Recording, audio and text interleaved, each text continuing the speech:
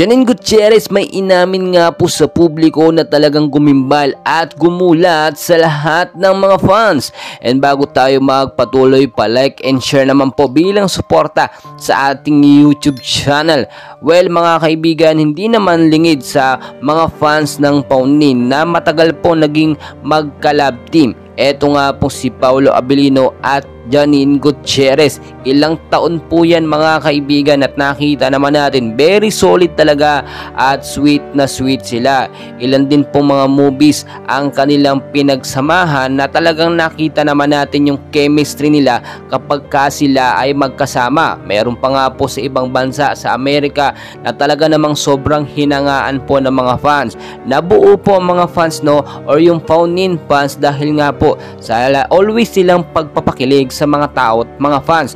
Pero dahil nga po sa pangyayaring ito, bigla ang nasira ang Paunin. At ngayon totally wala na po talaga silang relasyon na tinutukoy, sabihin natin komunikasyon, dahil nga po pumasok na sa eksena etong si Kim Chiu.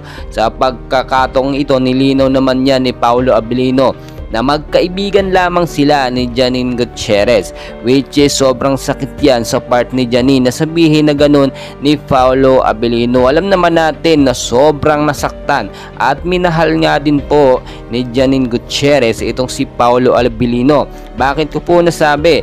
Kung matatandaan po ninyo, nanliligaw noon itong si River Cruz dito kay Janine Gutierrez.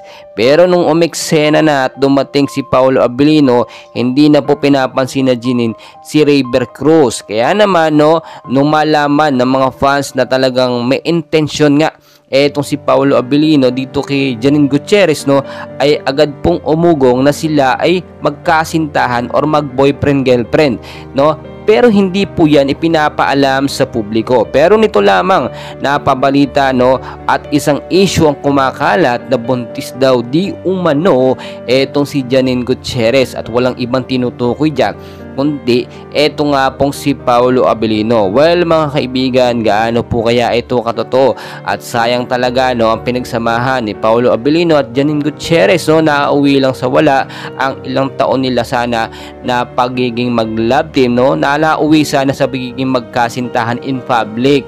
Well mga kaibigan, patuloy ko po kayong i-update, and please huwag kalimutan mag-like and subscribe and always hit the notification bell